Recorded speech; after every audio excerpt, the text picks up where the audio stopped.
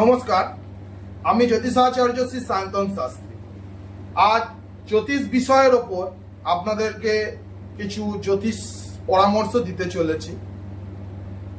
বর্তমানে আমাদের জীবনে একটা গুরুত্বপূর্ণ বিষয় হচ্ছে আমাদের সম্পর্ক বা রিলেশনশিপ। মূলত আজকের দিনে আমরা সম্পর্ক বা রিলেশনশিপ বলতে যেটা বোঝায় সেটা একটা প্রেমিক প্রেমিকার সম্পর্ক বা স্বামী স্ত্রীর সম্পর্ক।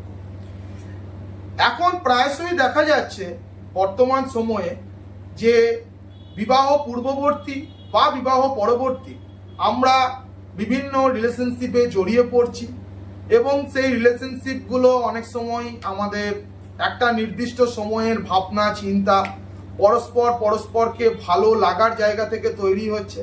আবার কিছু কিছু রিলেশনশিপ সেই দুরন্ত ঝড়ের মতন হট করে তৈরি হয়ে যাচ্ছে। তো আজকে আপনাদের যে রিলেশনশিপটা নিয়ে কথা বলবো সেই রিলেশনশিপটা হচ্ছে আমাদের জীবনে হট করে আসা রিলেশনশিপ। এই রিলেশনশিপগুলো আমরা কোনো ভাবনা চিন্তা ছাড়াই একটা কোনো জায়গা বা কোনো কেন্দ্রবিন্দু থেকে হঠাৎ করে পরিচয়ের মাধ্যমে আমাদের এই রিলেশনশিপটা তৈরি হয়। এই রিলেশনশিপ যখন তৈরি হয় তখন দুটো মানুষের কাছে এই রিলেশনশিপটা অত্যন্ত আকর্ষণীয় থাকে, যেখানে তারা ভাবে যে আমরা বোধহয় দুজন দুজনের জন্যই এতদিন অপেক্ষা করে বসেছিলাম বা দুজন দুজনের জন্যই চেয়ে বসেছিলাম। কিন্তু এই রিলেশনশিপ সময়ের সাথে সাথে যত এগোতে থাকে মোটামুটি 1 থেকে 6 মাসের মধ্যে এই রিলেশনশিপগুলো একটা জায়গায় যে অত্যন্ত যন্ত্রণাদায়ক বা পেনফুল হয়ে ওঠে।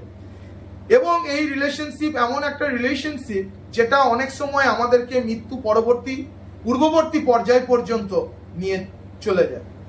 এই রিলেশনশিপগুলো কেন হয়, এই রিলেশনশিপ কেন এইভাবে আমাদের জীবনে আসে, সেটা নিয়েই আজকে আলোচনা করব। এই রিলেশনশিপগুলোকে জ্যোতিষের ভাষায় বলা হয় কার্মিক রিলেশনশিপ।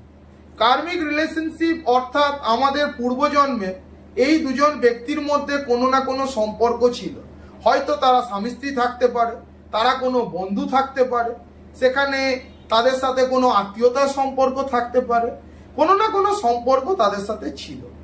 এবং এই যে পূর্বজন্মের একটা আনসেটেলমেন্ট কন্ডিশন, যেটা পরবর্তী জন্মে তারা দুজনেই আবার পৃথিবীতে জন্মগ্রহণ করেছে, এসেছে এবং কোনো না কোনোভাবে পরিচিত হচ্ছে, তার মাধ্যমে এই রিলেশনশিপ গড়ে ওঠে।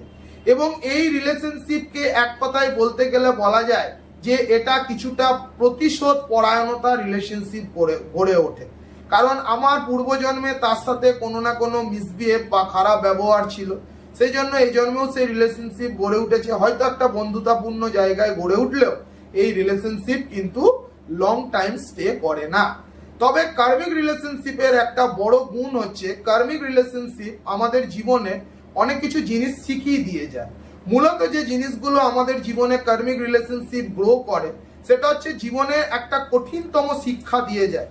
অনেক ক্ষেত্রে মানুষের মধ্যে দেখা গেছে এই কার্মিক রিলেশনশিপ আসার কারণে তার অনেক আধ্যাত্মিক বা স্পিরিচুয়ালিটির জায়গাটা কিন্তু গ্রো করেছে।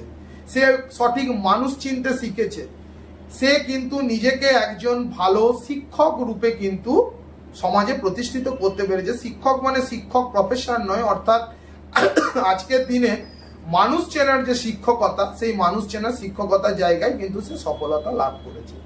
এবার প্রশ্ন হচ্ছে যে আমরা তো এরকম প্রত্যেকেই অনেকে আছি কার্মিক রিলেশনশিপে জড়িয়ে পড়ছি, আমাদের জীবনে কার্মিক রিলেশনশিপ আসছে, কার্মিক রিলেশনশিপ হচ্ছে। তাহলে এই কার্মিক রিলেশনশিপ থেকে আমরা কিভাবে বেরোবো? এই কার্মিক রিলেশনশিপ থেকে বেরোনোর জন্য আজকে আপনাদের যে রেমিডি আমি বলবো সেটা হচ্ছে সবার প্রথম যে দেবতাকে বিশ্বাস করেন, সেটা আপনি শিবকে বিশ্বাস করুন, নারায়ণকে বিশ্বাস করুন, কালীকে বিশ্বাস করুন, দুর্গাকে বিশ্বাস করুন। অর্থাৎ এক কথায় আপনি বিপদে পড়লে যে দেবতাকে স্মরণ করেন তার কাছে এক মনে প্রার্থনা করুন, তার কাছে প্রে করুন। প্রয়োজনে আপনার যে ব্যক্তিটির সহিত কার্মিক রিলেশনশিপ চলছে, কারণ কার্মিক রিলেশনশিপে কিন্তু এক পক্ষ ক্ষতিগ্রস্ত হয়, এক পক্ষ লাভবান হয়, এক পক্ষ কিন্তু সাফারার হয়। অর্থাৎ আপনি যদি সাফারার পক্ষ হন তাহলে যিনি আপনার কাছ থেকে গেনার বা লাভবান হচ্ছে তাকে আপনি ডাইরেক্ট হোক ইনডাইরেক্ট হোক সরি বলুন। সেটা হয়তো যদি সেরকম সিচুয়েশন হয় আপনি হয়তো তাকে ডাইরেক্ট বলতে পারছেন না, সেক্ষেত্রে আপনি ভগবানের কাছে প্রে করে তাকে সরি বলুন। পারলে কোনো গরিব দুস্থ মানুষকে কিছু দান করুন, কারণ আমাদের কিন্তু কর্মফল দাতা হচ্ছে শনি।